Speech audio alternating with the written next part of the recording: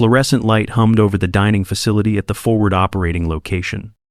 Bleach mixed with old coffee while trays clattered and boots scuffed tile. First Lieutenant Natalie Brooks, U.S. Air Force Intelligence, AFSC-14N, moved through the line with steady hands. The room kept the loose energy that follows a successful pre-dawn run. She set her tray on the edge of the table and faced Lieutenant Commander Daniel Hayes, the SEAL Element lead. Nearby sailors fell quiet as the tone shifted, spoons pausing over plates. Master Chief Petty Officer Ryan Cole watched from his chair, still and unreadable. Natalie kept her hands flat, sleeves neat, boots clean from the walk across the compound. No one saluted inside the cafeteria because they were uncovered, and no device or screen broke the rules of the room. The air conditioner droned against a steady generator thrum while the silence stretched. She spoke in an even tone that did not invite a fight, naming the work without adornment as the room held its breath. She set the terms, in plain language you act. We protect. That is the job. And the words landed like a switch turning off the laughter. Chairs shifted and the noise trickled back in fragments. Metal on tile and a cough near the serving line. But the center of the table stayed still. Natalie let the tray rest and said the secure debrief would be in the SCIF soon, for all personnel who needed to be there. Fluorescent light buzzed over metal tables while bleach rode the air with the smell of coffee that had been sitting too long. Rice steamed past the point of comfort in shallow pans, and the steady thrum of a generator pressed through the walls. Trays clattered, boots scuffed tile, and the dining facility at the forward operating location breathed out the loose calm that follows a clean return before dawn. It felt like 4:45 a.m., spoken as 4:45 in the morning, when fatigue and adrenaline sit side by side. The SEAL element led by Lieutenant Commander Daniel Hayes drifted in from the corridor with the hush of people coming down from a run. Weapons were cleared and on safe, slung tight or already locked into the weapons rack per SOP. Uniforms carried dust in the seams, sleeves pushed high, faces unshaved, voices pitched low as if sound itself might jolt the nerves. A few sailors kept glancing toward the serving line, still counting seconds without knowing it. First Lieutenant Natalie Brooks stepped in wearing OCPs with U.S. Air Force tape and the name tape Brooks square over her chest. Her boots were clean, her posture precise, her bearing quiet and professional, and there was no Army-style combat patch on her sleeve. She moved with the economy of someone trained to be overlooked until needed, letting the room take her measure. The gap between field grit and intel precision showed in the way heads turned, then pretended not to stare. A sailor let a soft jab hang in the air about keyboards and field time, more habit than malice, and it drew a few tired grins. No one raised a voice, and no one pulled out a device or a screen because that is not done here.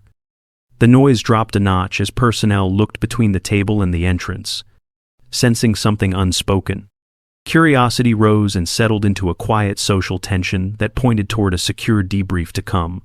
Badges clicked at the SCIF door as watches synced in the quiet corridor. Inside, personal devices were locked away and the room held a clean hum from servers. First Lieutenant Natalie Brooks took her station on SIPR with JWICS pages staged for reference.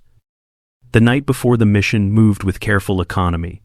She pulled ISR feeds from an MQ-9 Reaper that provided EO and IR with possible GMTI on moving points east of town.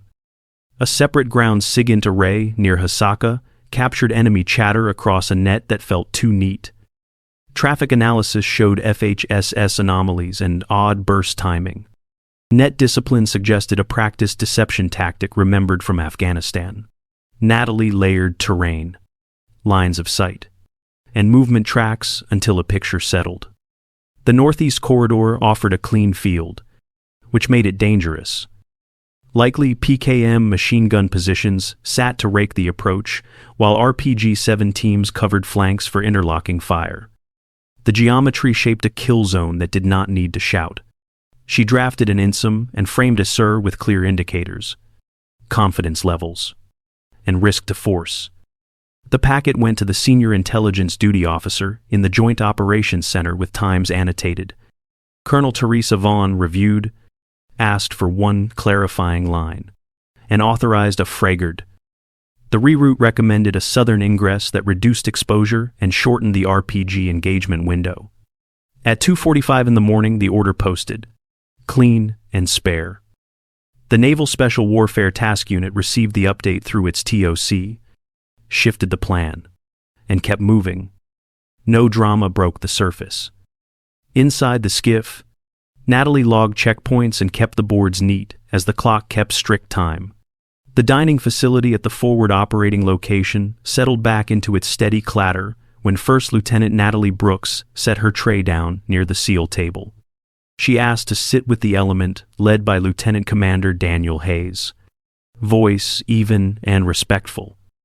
A light jab from a tired sailor drifted across the table and stayed there like steam over rice. Master Chief Petty Officer Ryan Cole watched the command climate. Eyes calm. Hands still. Natalie kept her posture precise and her tone measured as she reminded them that every job on a mission has weight. No one saluted because they were uncovered indoors. And no one reached for a device because screens do not belong in a dining area. The smell of coffee that had waited too long mixed with bleach, while boots tapped once and went quiet. The room held its breath and then kept breathing. She matched their pace without pushing, letting the edge soften as attention shifted from teasing to listening. She used the right words for the group at the table, calling them sailors and personnel. Never the wrong service label. She kept it human and simple, focused on the work rather than the ego. Heads turned in smaller motions now. Less challenge and more curiosity. Natalie closed the loop with a clear invitation to meet in the SCIF for a secure debrief in 10 minutes. She left it there without drama. A line offered to professionals who understood what it meant. Chairs eased back only a fraction as the message landed. The cafeteria noise returned in small pieces while the table prepared to show up where it counted. Badges tapped and CAC checks cleared as the team filed through the secure door. Personal devices went into lockers with a soft clack and the room settled into the steady hush of filtered air and servers. Screens stood ready for a short AAR. Nothing flashy. Only what the mission required. First Lieutenant Natalie Brooks took the front with disciplined clarity and set the frame. The timeline started at 2:00 a.m. with initial indicators and ran to 2:45 a.m. when the reroute order posted. The focus stayed on decision points, not personalities. Reaper feeds rolled on one side, EO and IR showing movement threads along the compound edge. Possible GMTI support added context on pace and direction without overpromising range or resolution. A separate panel held notes from a ground SIGINT array near Hasakah that captured enemy chatter on a net that felt too clean. Traffic analysis flagged frequency hopping that did not match local habits, with odd burst timing and consistent net discipline. The pattern aligned with a deception tactic seen in Afghanistan, and it was framed as metadata and behavior, not someone reading encryption by eye. Confidence rose as indicators stacked, and the inference held together under scrutiny. A targeting overlay built out the northeast corridor. Likely PKM positions cut long lanes, while RPG-7 teams created interlocking fire from offset angles. The southern corridor offered better cover and concealment with terrain masking that shortened the RPG engagement window and kept exposure tight. Natalie stated that an INSM and a clear SIR went up to the Joint Operations Center. Colonel Teresa Vaughn reviewed, asked for one refinement, then authorized the FRAGORD at 2:45 a.m. The Naval Special Warfare Task Unit received the update through its TOC and adjusted without fanfare. Silence held as the logic landed. Lieutenant Commander Daniel Hayes saw the reroute for what it was. A survival call, not a random test. Master Chief Petty Officer Ryan Cole watched the room shift toward quiet respect. The SCIF held its breath after the last slide settled on a general overlay. Master Chief Petty Officer Ryan Cole stepped forward first. Voice low, as he spoke of nights when intel arrived late and the price that followed. He placed a challenge coin on the table in front of First Lieutenant Natalie Brooks. The soft metal tap carrying more weight than any speech. Around them, sailors rose to their feet in one quiet motion, uncovered and unsmiling, with no salute and no command. Screens stayed on unclassified graphics, borders clean, and names stripped to essentials. Natalie kept her hands still at the edge of the table, posture steady, letting the room set its own pace. Cole returned to his place with a single nod. The gesture closing a circle, the air system hummed, and the coin caught a thin line of light. Lieutenant Commander Daniel Hayes faced the images without flinching and let the earlier cafeteria tone fall away. He accepted what the data made clear and thanked her for the reroute that kept his sailors alive.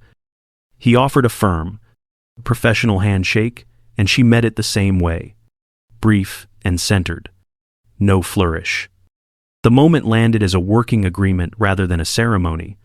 Questions followed, short and sincere, about latency, cues, and timing, and the answers came in calm, precise lines that fit inside policy. No one asked for more detail than the room could hold, and no one tried to press past the overlays. Chairs eased, shoulders dropped, and the balance felt different, shared rather than tilted. It was the kind of turning point that does not cheer because it intends to last. Natalie kept the overlays up and spoke in plain language. She said the Reaper provided electro-optical and infrared tracks with some ground-moving target indication that suggested pace and direction, while a separate ground SIGINT array near Hasakah captured enemy chatter. Traffic analysis flagged abnormal frequency hopping, odd burst timing, and net discipline too clean for the area. Those behaviors matched a known deception tactic from Afghanistan, which pointed to bait laid along the northeast corridor. She walked the room through the geometry without drama. Movement threads, lines of sight, and terrain masking stacked into a likely kill zone. PKM machine guns would own the long lanes, and RPG-7 teams would cut angles to create interlocking fire. The southern route looked narrow but better, with cover and concealment, safer backstops, and a shorter window for RPG shots. Questions came quick and respectful. A sailor asked about feed latency, and she answered that the delay was within tolerance for the call made. Another asked who had release authority, and she answered that Colonel Teresa Vaughn reviewed her recommendation and approved a fragmentary order at 2:45 a.m. Then the Naval Special Warfare Task Unit received the update through its operations center and adjusted without a ripple.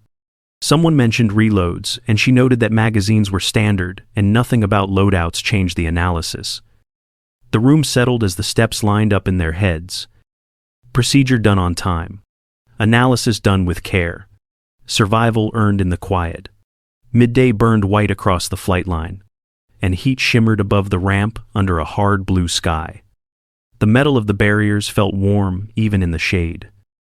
Air wavered over paint lines that warned where not to step. Beyond them, the forward operating location moved with the steady caution of work done right. An HH-60W Pave Hawk sat on standby near the taxiway, nose into the wind. Crew methodical. Ground crew wore PPE and checked panels, while a marshaller raised wands in a slow cross. Chocks pulled, pins accounted for, and the crew chief scanned under the rotor arc with practice sweeps. Nothing hurried and nothing drifted out of place. First Lieutenant Natalie Brooks stood behind the safety line and stayed there without fidgeting. She kept clear of foreign object debris risks and watched boots, pockets, and straps like the signs instructed. A line of orange cones marked the boundary, and she did not cross the restricted paint. She was only an observer, and the scene needed nothing from her but respect. The rotor sound grew from a low wash to a firm drum as blades blurred into a disc. The marshaller walked the nose with wands, while the crew chief gave a last scan. Then the helicopter lifted into a steady hover check. It held stable, slid forward, and climbed off the ramp toward the taxiway. heat stroking the skin and the smell of JP8 hanging thick. No speeches, only procedure, and the rising shape felt like a quiet promise that someone would make it home. Access control clicked behind her as the Intel spaces closed out the heat and noise. Personal devices were already locked away, and the steady hum of servers filled the room like a metronome. First Lieutenant Natalie Brooks sat at her workstation, posture quiet and focused. The glow of a single screen holding a simple report template. An email notification slid into view with the subject, "Recommendation for commendation from command." She glanced once, closed the alert, and let her fingers return to the keys. Lines formed with careful timestamps and clean verbs. Nothing extra and nothing missing. A small framed photo sat near the monitor. Colonel Teresa Vaughn with Natalie at Nellis AFB in a desert wind. It felt like a reminder that the work matters most when no one is watching. She checked times against the board, aligned them to the operation window, and verified that each entry matched the log. She saved to the proper network path, confirmed the file tag, and noted the version history. Then she logged off SIPR, closed the workstation session, and signed the checkout line with a calm hand. The screen went dark as the room settled back into its low mechanical breath, and she stepped out without a sound. The Intel spaces held a steady hum as access control lights blinked in sequence. Lieutenant Commander Daniel Hayes checked in at the portal with his badge, waited for confirmation, then knocked and paused until a quiet invitation carried from inside. First Lieutenant Natalie Brooks had just finished logging off secure systems, leaving screens dark or on unclassified status pages. The room felt settled and orderly, with voices low and movements deliberate. Hayes stepped to the workstation and kept his hands clear of devices. Military manners stayed tight in the small space. No salutes and no casual posture. He spoke in a level tone that carried respect, inviting Natalie to be present at every future debrief for his element. Master Chief Petty Officer Ryan Cole paused in the doorway, scanned the room, and gave a small nod that read as full buy-in. Natalie listened without rush and considered the ask as another part of the mission. The screen stayed quiet and the cursor did not move. Hayes closed the distance by one step and offered a firm handshake with a professional grip, neither lingering nor loose. She returned it the same way, and the exchange felt like a plan rather than a favor. They agreed to start with the next session already on the schedule at 2:30 p.m., with details to follow through the proper channel. No one reached for a phone, and no extra chatter filled the air. Cole shifted his weight like a man satisfied the right pieces were in place, and then cleared the doorway. The partnership began in the plain light of a workroom where competence and trust did more talking than words. The camera holds a calm voice that remembers what the day has shown. Not every warrior carries a rifle, and some carry data that maps a safe way home. The words return in a quieter register. You act. We protect. That is the job. Not a challenge now, but a promise kept. Down the SCIF corridor, the SEAL element moves in a slow file. Boots muted. Shoulders level. Master Chief Petty Officer Ryan Cole passes with the challenge coin already given. A small weight in a pocket that says more than ceremony. No one salutes indoors because everyone is uncovered and the space asks for quiet. Inside the secure room, First Lieutenant Natalie Brooks finishes the work the audience never sees. She validates logs, powers down displays, and leaves screens on safe status so nothing sensitive shows. She secures her workstation, checks the checklist again, and steps to the door as the latch closes with a soft click.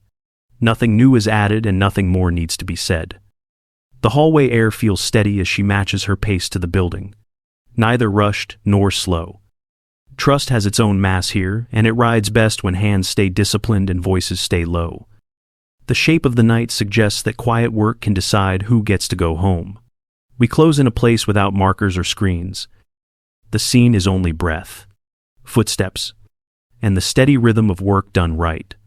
Some jobs end with applause. Some end with a checklist and a light clicked off. Doing the right thing at the right time often sounds like nothing at all, yet it carries people home. Maybe you have stood in that kind of quiet. Maybe you have handed off a task that no one noticed and still changed an outcome. This story is for the unseen hands who track the details and trust the team. Share it with someone who keeps others moving forward from behind the curtain, and tell them their part matters even when the room falls silent. If you want more honest looks at joint teamwork, stay with us as new episodes arrive on the schedule. The next debrief goes live at 2:30 p.m., posted with the same care that shaped this one. Follow along for quiet moments that reveal how competence and trust work together. We will keep the tone human, the details careful, and the hope real. If this reached you, pass it on to someone who keeps watch when others sleep. Tell them their patience saves time, fuel, and lives. Tell them the quiet path home begins with their small decisions. Then take a breath and carry that respect into tomorrow.